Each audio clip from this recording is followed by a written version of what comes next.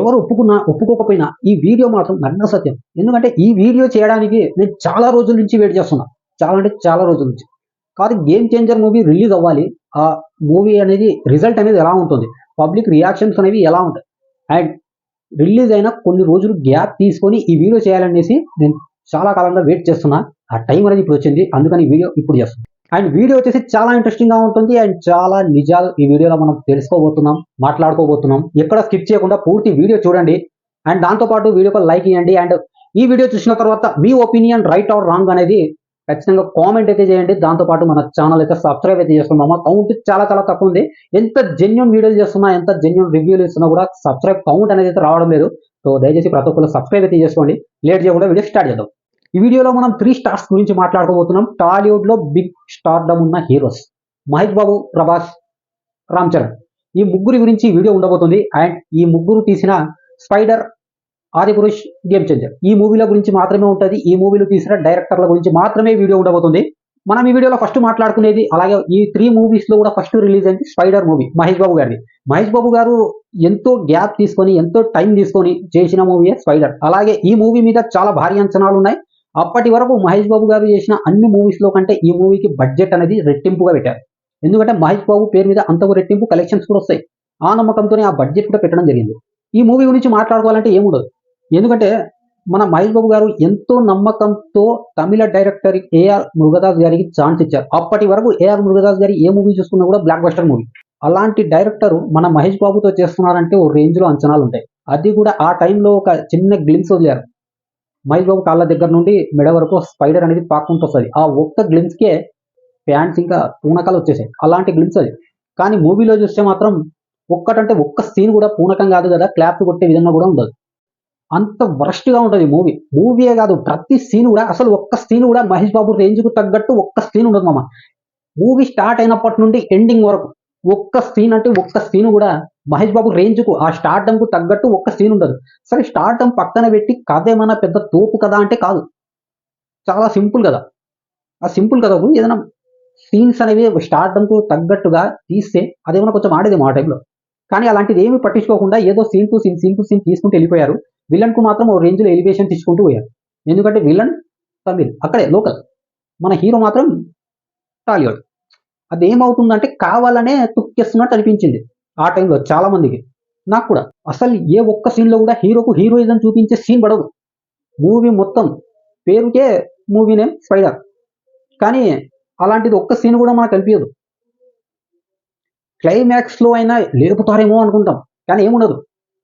అదేదో బిల్డింగ్ పడిపోతూ ఉంటుంది, హాస్పిటల్ పడిపోతూ ఉంటుంది, జనాలు వాళ్ళే హెల్ప్ చేసుకుంటూ ఉంటారు, హీరో మాత్రం వాళ్ళని చూస్తూ ఉంటాడు. చాలా ఒక్క సీన్ కూడా మనకు హీరోయిజం చూపించడానికి ఉండదు అక్కడ మహేష్ బాబుకి. ఇప్పుడు మీకు అర్థం కావాలంటే, ఇప్పుడు ప్రభాస్ బాహుబలి మూవీలో వాళ్ళ సైన్యం అనేది ఫైట్ చేస్తున్నప్పుడు కాలకేయులతో వెనక్కి తిరిగి పారిపోతూ ఉంటారు చనిపోతామనే భయంతో. కానీ ప్రభాస్ తిరిగి వచ్చి వాళ్ళ గుండె నిండా ధైర్యం నింపి మళ్ళీ యుద్ధానికి తీసుకొని పోతాడు. అక్కడ ఏమవుతుందంటే ఒక హీరోయిజం అనేది ఎలివేట్ అవుతుంది, ఒక నాయకుడి లక్షణం అనేది బయటపడుతుంది. అలా చేయకుండా సైన్యం ఏమో ఫైట్ చేసుకుంటూ ఉంటే హీరో చేతులు కట్టుకొని నిలబడి చూస్తుంటే ఎలా ఉంటుంది? చాలా చండాలంగా ఉంటుంది. స్పైడర్ మూవీ క్లైమాక్స్ లో కూడా అలాగే ఉంటుంది. ఆ హాస్పిటల్ అనేది పడిపోతూ ఉంటుంది, జనాలేమో వాళ్ళే హెల్ప్ చేసుకుంటూ ఉంటారు, హీరో కూడా హెల్ప్ చేస్తూ ఉంటారు. కాకపోతే హీరో కన్నా వాళ్ళ హెల్పింగ్ నేచరే ఎక్కువ కనిపిస్తుంటుంది మనకు క్లైమాక్స్ చూసినప్పుడు. కనీసం అక్కడ హీరోకు 2-3 డైలాగ్స్, వాళ్ళు హెల్ప్, ఆ డైలాగ్స్ విని వాళ్ళు హెల్ప్ చేస్తే, సో అక్కడ మనకు హీరోయిజం అనేది కనిపిస్తుంది. హీరో ఎలాంటి మార్పు కోరుకుంటున్నాడు అనేది కూడా మనకు ఆ మూవీలో తెలుస్తుంది. అలాంటిది ఏముండదు. చాలా అంటే చాలా వర్స్ట్ గా తీశారు. మహేష్ బాబుని నిన్న ముంచేశారు ఆ మూవీతో. అప్పటి నుండి వేరే డైరెక్టర్స్ అంటే మన హీరోలకు వద్దురా బాబు, దండం పెడతాం మీకు, పక్కన పో అని ఇట్లా ఉంటుంది. అసలు మహేష్ బాబు లాంటి స్టార్ హీరో ఛాన్స్ ఇస్తే దాన్ని ఎలా ఉపయోగించుకోవాలి? అది కూడా ఏఆర్ మురుగదాస్ అలాంటి డైరెక్టర్ ఇలాంటి మూవీ తీశారంటే అది కావాలనే పకడ్బందీగా ప్లాన్ చేసి తీసినట్టు అనిపించింది. ఇంకా మూవీలో సాంగ్స్ గురించి ఎంత తక్కువ మాట్లాడుకుంటే అంత మంచిది. ఆ పుచ్చకాయ సాంగ్ అయితే నాకు ఇప్పటి వరకు మైండ్లో తిరుగుతుంటుంది కామెడీగా. చాలా చాలా వర్స్ట్ సాంగ్స్.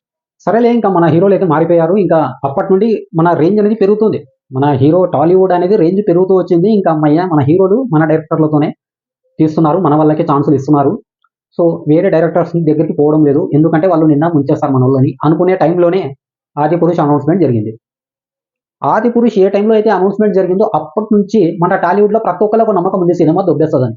కాకపోతే ఏదైనా నమ్మకం ఉందా అంటే ఆ కాన్సెప్ట్ రామాయణం ఆధారంగా తీసుకొని తీస్తున్నారు కాబట్టి ఆ కాన్సెప్ట్ మీద 100% కాదు 1000% ఏం చేసినా కూడా రామాయణం రామాయణం. ఆ యుద్ధఘట్టం అనేది యుద్ధఘట్టం లాగే తీస్తారు, డౌటే లేదు, కుమ్మేస్తుంది, ఆ నమ్మకం అయితే ఉంది. కానీ తీరా రిలీజ్ అయ్యాక, రిలీజే కాదు, ఆ టీజర్ ట్రైలర్కే అమాంతం పడిపోయింది. ఇంకా అందరికీ బల్బు వెలిగేసింది అనమాట. వీళ్ళు అందరు కలిసి ప్రభాస్ని వాడేశారు.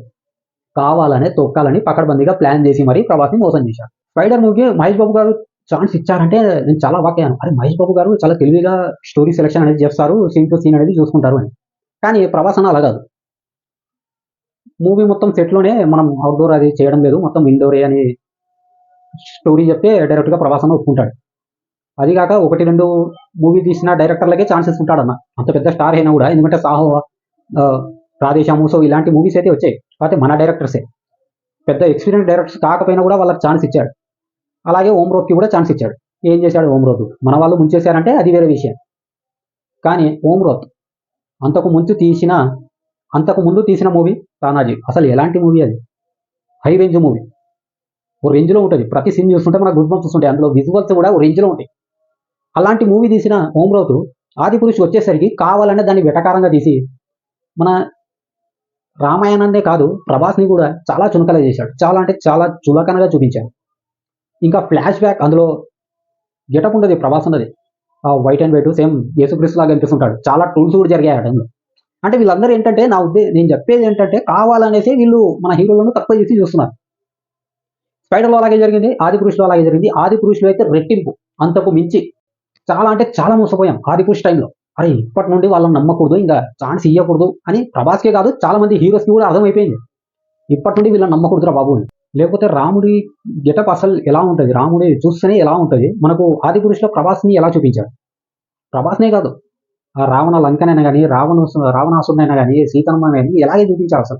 అసలు చూస్తుంటేనే బాధేస్తుంది. అలా చూపించారు. విఎఫ్ఎక్స్ గురించి ఎంత తక్కువ మాట్లాడుతుంటే అంత మంచిది. నేను నా ఫోన్లో చేస్తాను, దానికన్నా బెటర్ విఎఫ్ఎక్స్. ఇంకా అయిపోయిందిరా బాబు, ఈ గోల మొత్తం అయిపోయింది అనే టైంకే ఇంకో అనౌన్స్మెంట్ వచ్చింది. అదే గేమ్ చేంజర్, శంకర్ గారి డైరెక్షన్లో. ఈ 2 మూవీస్ మీద ఓకే, కానీ శంకర్ గారు అంటే చాలా నమ్మకం ఉండేది. ఇండియన్ 2తో అది కొంచెం తగ్గినా కూడా శంకర్ గారు అంటే విపరీతమైన నమ్మకం మన టాలీవుడ్లో ప్రతి ఒక్కరికి కూడా. మామూలు ఆడియన్కి కూడా, రామ్ చరణ్ ఫ్యాన్స్ కాకపోయినా కూడా మామూలు మూవీ లవర్స్కైనా కానీ శంకర్ గారు అంటే విపరీతమైన నమ్మకం. మూవీ బాగా చేస్తారు, ఒక మంచి మెసేజ్ అనేది ఉంటుంది, సీన్ టు సీన్ మనకు ఎంగేజింగ్గా ఉంటుంది. సో ఇలాంటి మైండ్ సెట్. కానీ గేమ్ చేంజర్ పరిస్థితి ఏమైంది? ఆ స్టోరీ అనేది బాగానే ఉంటుంది, కానీ దాన్ని ఎగ్జిక్యూటివ్ అంటే మనకు చూపించే విధానం అనేది కరెక్ట్గా లేదు దానిలో. మొన్న చెప్పారు 5 అవర్స్ వచ్చింది మూవీ, దాన్ని ట్రిమ్ చేసి 240 తెచ్చాము, కానీ అది నాకు తెలియకుండా జరిగిపోయింది, అది ఇది అని తర్వాత మాటలు వస్తున్నాయి. కానీ అదేం లాభం? ఇప్పుడు డైరెక్టర్ అంటే మూవీ రిలీజ్ అవ్వక ముందే చూసుకోవాలి, దాన్నే డైరెక్టర్ అంటారు. అది కూడా చూసుకోకుంటే, ఎందుకంటే ఇది కావాలని పకడ్బందీగా ప్లాన్ చేసిందే, ఇది కూడా కావాలండి. ఎందుకంటే మన రేంజ్ అనేది పెరుగుతుంది, దాన్ని ఎలా తగ్గించాలి, దాన్ని ఎలా పడుకోబెట్టాలి, మనల్ని ఎలా తొక్కేయాలి, ఇదే కనిపిస్తుంది నాకే కాదు చాలా మందికి. మన వాళ్ళని ఎలా తొక్కేయాలి. ట్రిపుల్ ఆర్ మూవీతో రామ్ చరణ్ అన్న ఎక్కడికి వెళ్ళిపోయాడు. ప్రభాస్కి వరల్డ్ వైడ్గా ఎంత ఫ్యాన్ ఫాలోయింగ్ ఉందో ఆ రేంజ్లో రామ్ చరణ్ అన్న కూడా ఉన్నాడు. కానీ ఇప్పుడు ఈ ఒక్క మూవీతో చాలా డ్యామేజ్ జరిగింది. ప్రభాస్ అన్నకు సాహో మూవీ, రాధేశ్యామ్ మూవీతో కూడా అంత డ్యామేజ్ జరగలేదు. కానీ ఈ మూవీతో రామ్ చరణ్ అన్నకు అక్కడే కాదు మన టాలీవుడ్లో కూడా చాలా డ్యామేజ్ జరిగింది. చాలా మీమ్స్లో కూడా వాడుతున్నారు. అండ్ ఇంకో విషయం ఏంటంటే గేమ్ చేంజర్ మూవీ నుంచి చాలా మంది రామ్ చరణ్ అన్న యాక్టింగ్ బాగుంది అంటున్నారు. నేను కూడా బాగానే ఉందంటున్నా. కానీ రామ్ చరణ్ అన్న దానికి మించి పర్ఫార్మెన్స్ ఇవ్వగలడు. కానీ పర్ఫార్మెన్స్ ఇవ్వడానికి అక్కడ సీన్ లేదు, అంత సీన్ లేదు అక్కడ. అంత సీన్ లేనప్పుడు ఏ యాక్టర్ కూడా అంతకు మించి చేయలేడు ఇంకా. ఎందుకంటే గేమ్ చేంజర్ మూవీలో సీన్స్ అన్ని అలా ఉంటాయి. అసలు నాకు ఇంకో డౌట్ ఏంటంటే, అసలు Ram Charan game changer movie ఎలా యాక్సెప్ట్ చేశారు, మన దిల్ రాజు గారు ఎలా ఓకే చేశారు? ఎందుకంటే దిల్ రాజు గారి మూవీ కూడా సక్సెస్ రేడియో కూడా చాలా బాగుంటుంది. మన టాలీవుడ్లో ఏ ప్రొడ్యూసర్ కూడా అంత మంచి సక్సెస్ రేట్ లేదు, దిల్ రాజు గారికి ఉంది. కానీ ఈ మూవీ ఎలా యాక్సెప్ట్ చేశారనేది నాకు ఇంకా క్వశ్చన్ మార్కే. నేను చెప్పేది ఏంటంటే, ఇదంతా కావాలని మన హీరోలను తక్కువ చేయడానికి, మన టాలీవుడ్ని తక్కువ చేయడానికి, మన వాళ్ళను ఇంకా డౌన్ చేయడానికి, మన వాళ్ళు ఎదగకుండా చేయడానికి చేస్తున్న ప్లాన్ లాగా అనిపిస్తుంటుంది నాకు. ఎందుకంటే అలా ఉన్నాయి ఇప్పటి వరకు వచ్చిన మూవీస్. మన బిగ్ స్టార్స్ని అక్కడ ఉండే బిగ్ డైరెక్షన్ చేసినా కూడా ఆ రిజల్ట్ అనేది చాలా వరస్ట్గా వస్తుంది, చాలా వరస్ట్గా. అది మీమ్స్లో ట్రోల్స్లో వాడేలా వస్తున్నాయి, మరీ ఇంత ఘోరంగా. చాలా చాలా చాలా బాధ వేస్తుంది నాకు ఇవన్నీ ఆలోచించుకుంటే. ఇప్పుడు ఒక్క మాట చెప్తా, పుష్ప పార్ట్ 2 స్టోరీ ఉండదు, కానీ సీన్ టు సీన్ చాలా ఎంగేజింగ్గా ఉంటుంది. అందుకనే ఇప్పుడు రికార్డు క్రియేట్ చేస్తుంది మూవీ. నిజంగా చెప్తున్నాను, నేను పుష్ప పార్ట్ 2 రివ్యూలో కూడా ఇదే చెప్పాను. సీన్ టు సీన్ చాలా ఎంగేజింగ్గా ఉంటుంది, కానీ మూవీలో స్టోరీ ఉండదు. నాకు అందుకే అంతగా నచ్చలేదు అని చెప్పాను. కానీ ఇప్పుడు రికార్డు క్రియేట్ చేస్తుంది. ఎందుకంటే సీన్ టు సీన్ ఎంగేజింగ్ అనేది అంత బాగుంటుంది, ఆ డైరెక్షన్ అనేది అంత బాగుంటుంది, ఆ స్క్రీన్ ప్లే అనేది అంత బాగుంటుంది. అది డైరెక్షన్. స్టోరీ కొంచెం అటు ఇటుగా ఉన్న డైరెక్టర్ అనేది తన పనితనంతో ఆ స్క్రీన్ ప్లేతో ఏదో ఒక మ్యాజిక్ చేసి మూవీని హిట్ చేయగలుగుతాడు. ఇంక ఇది అయిపోయిందిలే, ఇంకా వేరేది రాదులే అనుకునే టైంలోనే ఇంకో అనౌన్స్మెంట్ వచ్చింది. అదే ఎన్టీఆర్ అన్నది వార్ 2లో. నాకు అది కూడా అంతగా నమ్మకం కనిపించడం లేదు. ఒకవేళ వార్ 2 హిట్ అయినా కూడా అందులో ఎన్టీఆర్ అన్న అనేది మనం ఎక్స్పెక్ట్ చేసిన రేంజ్లో అయితే చూపించారు. మనకు త్రిబుల్ ఆర్లోనే ఇక్కడే చాలా వార్స్ జరిగాయి, రామ్ చరణ్ ఫ్యాన్స్, ఎన్టీఆర్ ఫ్యాన్స్. అక్కడ వార్ జరిగే ఛాన్స్ కూడా ఉండదు, ఏదో సైడ్ క్యారెక్టర్లో చూపిస్తారు అంతే, చాలా చాలా తక్కువ చేసి చూపిస్తారు. నాకు వచ్చిన డౌట్స్, మామూలుగా సింగిల్ హీరో తీసుకొని మన హీరోలను తీసుకొని వాళ్ళు డైరెక్ట్ చేస్తేనే ట్రోల్ మెటీరియల్లా చూపిస్తున్నారు వాళ్ళు. ఇంకా అక్కడ హృతిక్ రోషన్ ఉంటాడు, పక్కనేమో ఎన్టీఆర్ అన్న. చాలా డ్యామేజ్ జరుగుతుంది, డౌటే లేదు ఇందులో అయితే. నాకైతే నమ్మకం లేదు. మన వాళ్ళు ఇంకోసారి ఇలా వేరే వాళ్ళకు ఛాన్స్ ఇవ్వకుంటే బెటర్ అని నా ఉద్దేశం.